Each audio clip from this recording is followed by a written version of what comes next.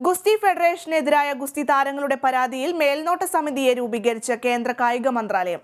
Boxing താരം മേരികോമിന്റെ നേതൃത്വത്തിലാണ് സമിതിയെ രൂപീകരിച്ചിരിക്കുന്നത്. അന്വേഷണത്തിന് 1 മാസത്തെ സമയമാണ് നൽകിയിരിക്കുന്നതെന്ന് കായിക മന്ത്രാലയം വ്യക്തമാക്കി. കഴിഞ്ഞയാഴ്ച കേന്ദ്ര കായിക മന്ത്രി അനുരാഗ് താക്കൂറുമായി നടത്തിയ ചർച്ചയിൽ മേൽനോട്ട സമിതിയെ രൂപീകരിക്കുമെന്ന് പ്രഖ്യാപിച്ചിരുന്നു. ഇതേ തുടർന്നാണ് മേരികോമിന്റെ നേതൃത്വത്തിൽ മേൽനോട്ട സമിതിയെ രൂപീകരിച്ചത്.